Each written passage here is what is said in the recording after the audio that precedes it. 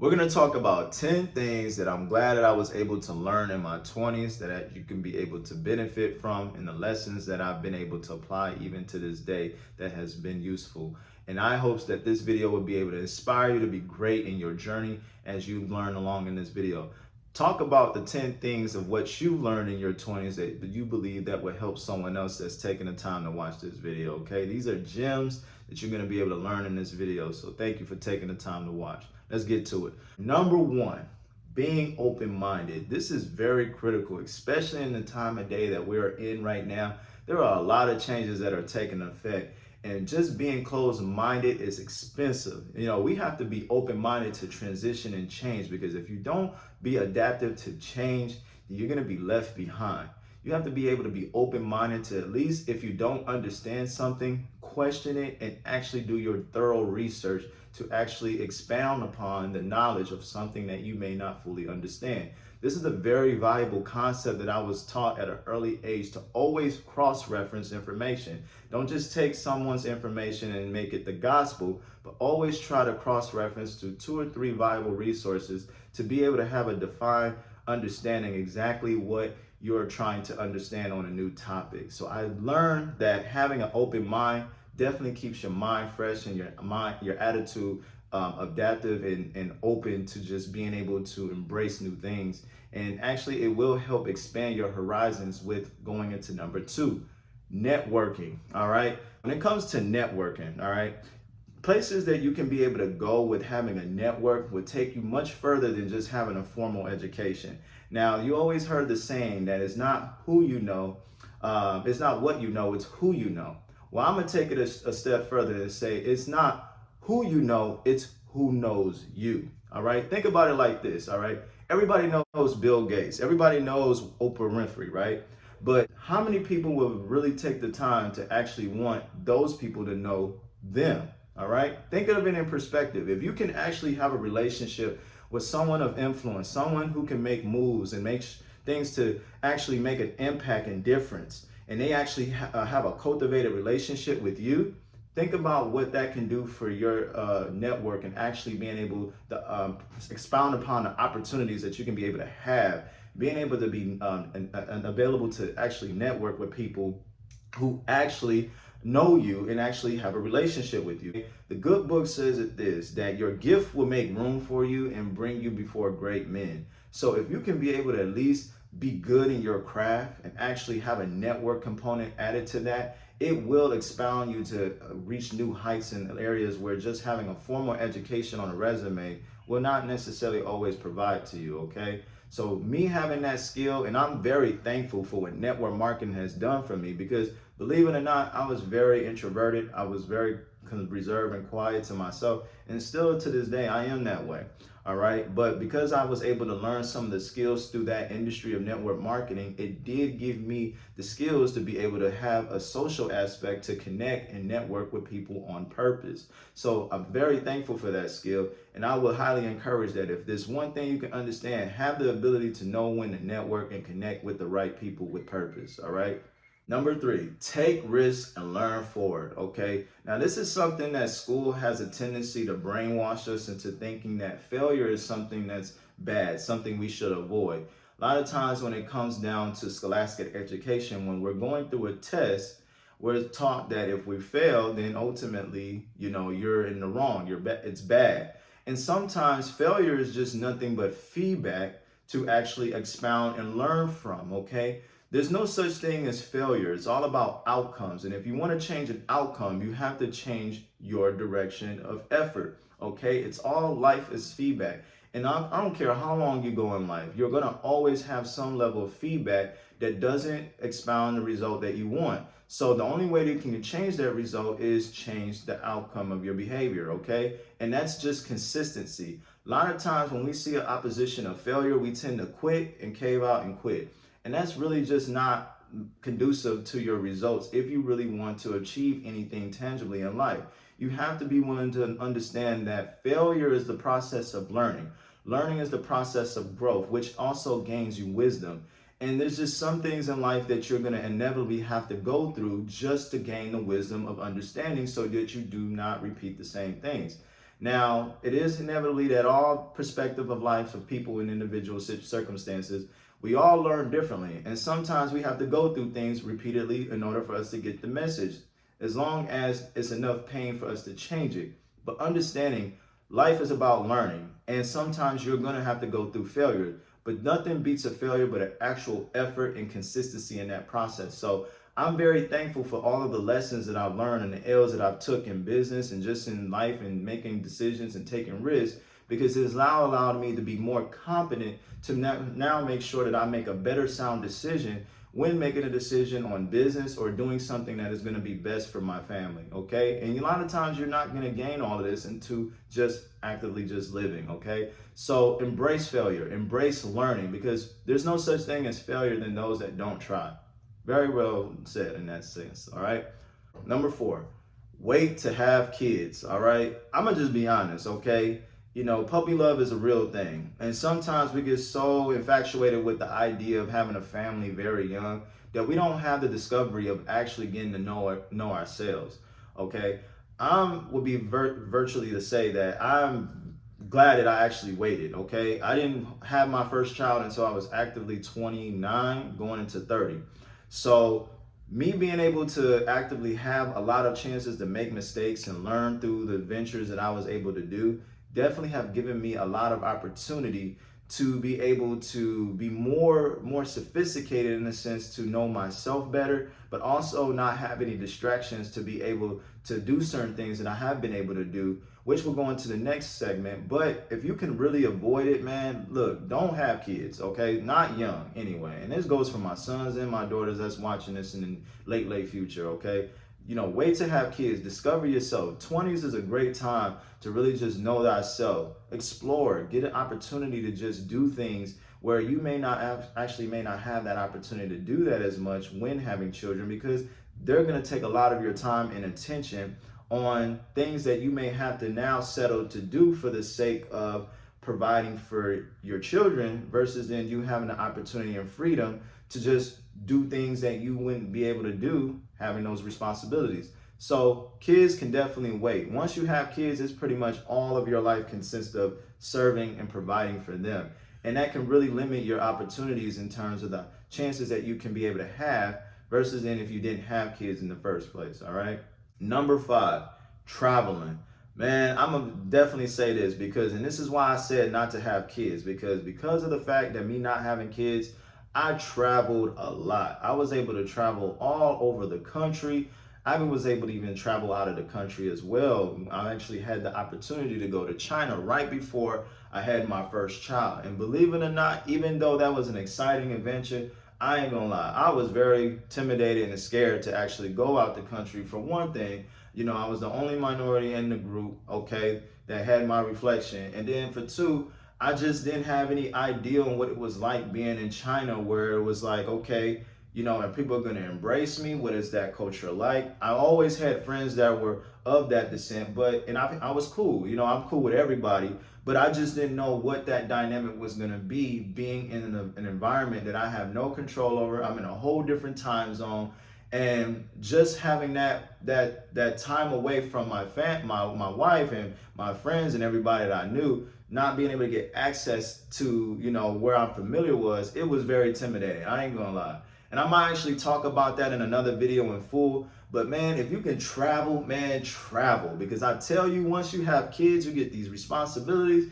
It does tend to limit itself a little bit. Now, when I didn't have kids, man, I was traveling 3 or 4 times out the year throughout my work and stuff like that. And that's because of the fact I did have opportunities where I was always in a space of trying to expound my horizons and grow. And one of the biggest things that allowed me to do a lot of that traveling is going into number 6. Number 6, work hard, play hard, okay? Now, I told you guys I'm a very entrepreneur thought process person. And so one thing about business is that it does allow you to work hard and play hard. Now, I told you guys traveling is a great way to do, especially when you're young in your 20s. And if you have a business in place while you're traveling, you can use your traveling expenses as a tax write-off. Now, again, I'm not currently doing taxes right now. I did do taxes at one point in my ventures of being in my 20s. And I will tell you guys this is that there are benefits to being a business owner. If you can have some type of business that you're passionate about, take the time to learn and really get and hone in on your craft to really understand the dynamics of business, because there's a lot of perks that you can have being a business owner and having some type of opportunity to allow your play to work in your favor. Okay, as I said, when I traveled, I usually would go on a business trip to kind of accommodate and justify my traveling ventures. Okay, because I know I'm going on my travel events to go on a seminar, learn something about my industry that I'm in, right?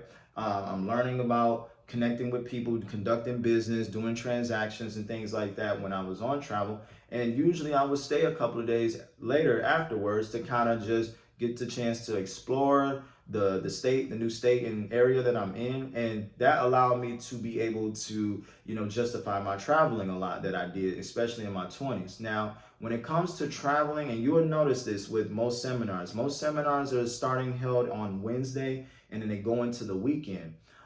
Usually because again, you can't do a business, you can't justify a travel expense when you start into the weekend. So they have to start midweek to justify that travel. So therefore you can be able to go on that trip, conduct business because that's during the week, and then be able to enjoy some of the weekend as well because of the fact that you're doing a little bit of both. Okay, so me going to seminars, getting a chance to connect with like-minded entrepreneurs and things that I was able to learn and expound upon that allowed me to have the pleasure of both. And at the time when I was in this prior company several years back, we was in this internet marketing company. Me and these young guys that I was a part of, that I had connected with, they all were in my team that I had basically sponsored in this network marketing deal that I was in. And man, we were making some great money, man, for our 20s. We were traveling, making thousands on the line, and just, hanging out, getting suites and rooms and stuff like that, and just, having a good time, man. It was a great, opportunity of learning experience. And we experienced a lot of that just from the fact of going to these events. So we were really strategic. It was like, okay, they got an event going on in this venue, this area. We're gonna go out there, hang out. We're gonna go to this networking event for a couple of days, and then we're gonna stay for a little bit longer and just kind of explore and rent a car. And we just went around and traveled. So I did a lot of that in my 20s, being in this field of network marketing. Again, it's a great industry as far as learning the skills of social skills and being able to just connect with like-minded people who are in the same direction of mindset to be the best version of themselves. So I'm very grateful for that. And I definitely highly encourage it. If you can start a business or something that you are passionate about, you can use your business as a way to conduct business in other states as long as it's justified, okay? Just make sure you talk to your tax professional before doing these things. But I know for certain at the time I did a lot of that, and I was able to have a little bit of both, working hard and, playing hard as well. All right. Number 7. All right. Marriage. Marriage holds you accountable. If it's one thing that I can understand about marriage is that marriage is not for selfish people. And I realize that being in marriage is that we tend to realize that how accountable that it will make us when we're trying to thrive with another person that's also imperfect. And we start to actually see just how selfish that we all can be at times, especially with the self-preservation of not being hurt, not being vulnerable, or just simply just not being a person to work with in a capacity when our feelings are involved. And a lot of times those things tend to complicate a lot of things in marriage, and it actually exposes a lot of your weaknesses, because a person that's connected to you the closest will typically bring those things out of you. And so if it's one thing that I understand about marriage, is that marriage does bring out accountability, okay? And I realize one thing that I have learned is that marriage is all about your ability to be the better version of yourself in that outcome. Whether if it works in your favor or not, you have to understand that you take full responsibility of how you choose to be in the relationship and your part that you play in that marriage, in that covenant, okay? And that's one of the things that I've learned, that if marriage has taught me anything in my 20s is about accountability. And I think that having those blind spots, and that's one thing I will say this, we all have blind spots. And your spouse, your partner, will be the person very close to you that will reveal those blind spots in you. So if you can really take an account to really heed to your partner and a lot of things that they're sharing to you, it may be a blessing in itself to you to really recognize that and work on that. I am a very high component of someone that advises therapy in a lot of ways. And one of the biggest things is that marriage will allow you, if anything, will probably more likely put you in that position to really consider therapy in a lot of ways, because we're all imperfect. We all have some level of issues that we all have to work out within ourselves. And if you can really thrive in that and understanding that accountability is a personal responsibility, you're going to thrive in all other areas as well in your life as well. So this, again, is not all a cookie fits all approach in most cases. Again, I know sometimes things do, even if we do all the right things don't always work out in our favor. But if you can at least take the benefit of a relationship and learn from that and how you played your part in that relationship, man, it's going to do so much wonders for you in the next relationship if the one that you had did not work out for you. So accountability is a great thing to have, and marriage does bring a lot of accountability out of that, okay? So these are gems. Thank you. If you like what I'm saying so far, please hit a like on this video, man. This stuff has cost me a lot of things just in real time. And I just want to share and spread the wealth to those of you that are taking the time to invest in yourselves. Thank you for taking the time to watch this video since you're still here. And we're going to get right into the next segment, okay? Number 8, connect with people with purpose. Okay, I'm a sole component that you are who you associate with, okay? And I think I gained this a lot before I got into network marketing, before I became an adult.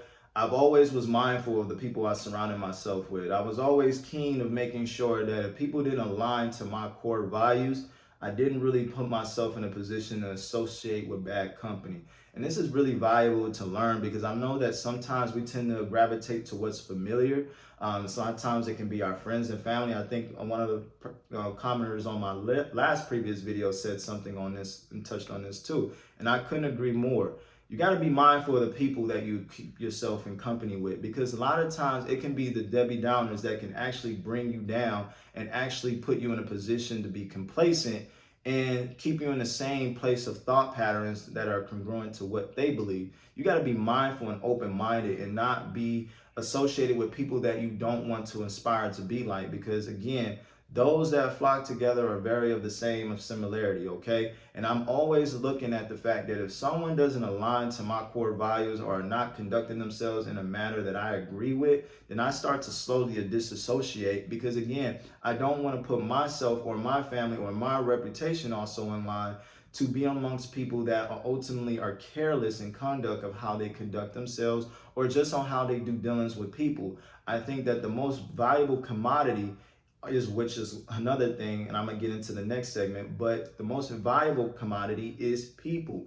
If one thing that's for certain, that people are valuable and relationships are valuable, you have to consider that things can always be replaced. But if you ever rub somebody or burn a bridge, you can never retain that relationship back. And sometimes there's some relationships you would never be able to cultivate because of bad dealings or being amongst bad company.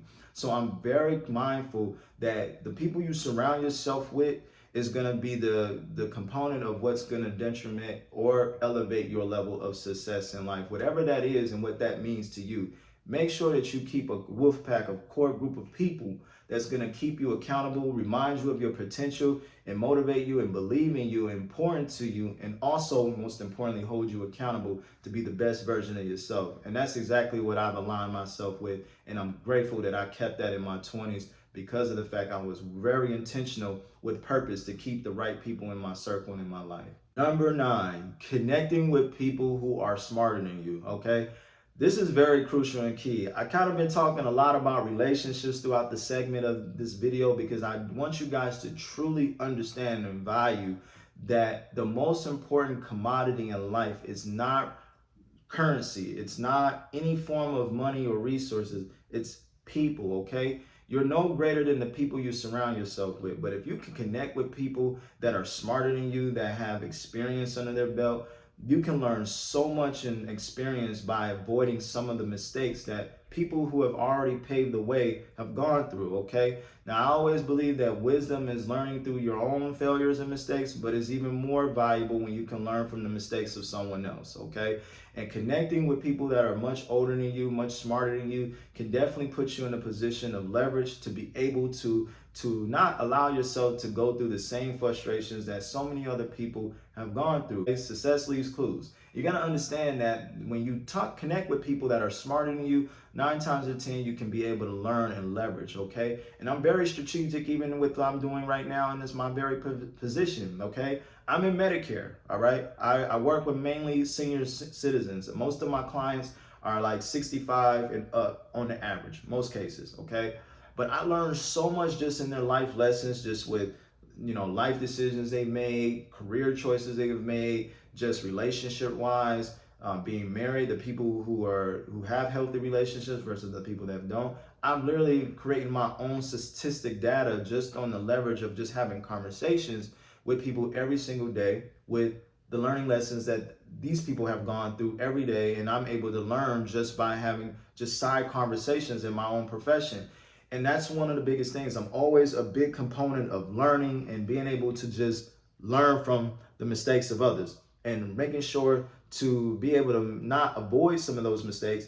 I'm also very genuine in how I'm able to, learn from those people and also share with other people, just like I'm sharing this video with you now. So if you can be in an arena where you can be around people that are much smarter than you, regardless of age, regardless of just the profession you're in, get amongst people that are smarter and learn to befriend and actually establish a purposeful relationship. So therefore, you can also be able to exchange value from that relationship with a genuine place. Now, I say this with genuine because I'm not the type of person that just simply just hang out with people just on the purpose of just trying to take advantage of them. Okay, I genuinely have a vested interest in people as a whole. But a lot of times, again, you just have to make sure that your time is precious and the people you connect with are in alignment to your core values. So therefore, you don't subject yourself from any possible leeches or people that are ultimately just trying to take advantage of you, which also I talked in my other video. Can't take it personal with people. Some people are just going to be who they are regardless, okay? And I'm going into my last statement and final thing that I'm glad that I learned in my 20s. All right. Number 10, finding faith. Okay. I made that decision to, have a relationship with God, and I made Jesus Christ the Lord and Savior of my life. Okay. And I have no shame of admitting that, because through that relationship, there's so much grace that I've been able to learn just in that relationship and understanding just the love of what he has provided, not only for me, but also the lessons that I'm able to bestow on others, okay? And I realize just for his sacrifice and what he's done for me, I'm gracious as a growing vessel to be able to expound and share that same love for others. And I know not everybody shares the faith. Not everybody has different beliefs on this subject. And one thing that I always learn is this, is that there may be people in life that may not ever read your Bible, that may not ever read your Quran or any book in that matter of a holy book that you represent, but they will read your life. And how you treat people plays a very impact on the matter of how you represent your faith, okay? And I believe that if your faith does not exemplify a love for people in a way that's servitude to people in a genuine way, then what good is your faith, all right? And my thankfulness in that is realizing that I have someone that I can be accountable to, which is God. I know that I want to be someone that wants to make a bigger impact in helping people and showing that there's decent people on this life that actually want to do the right thing, and making sure that, genuinely, that with anything that I'm doing it as a service and good to those and that I'm caring for, but also to the service to God as well. And this is not to try to paint myself as holier than now, because, man, I got mistakes. I do things, I failed, I missed the mark, okay? And I will probably most likely talk about these things because, again, that's the biggest thing in the church, right? There's just a lot of lack of transparency in the church as a whole. But I'm thankful that the ministry that I'm a part of, they have no shame of actually expressing their faults. They don't have no shame of actually expressing their shortfallings, and that's one thing that I can appreciate in the ministry, where it's okay to not be okay. And if we can understand that grace is all that we need, and we can trust in, God to work through us in our weaknesses, that's all that we need. It's all about having that faith.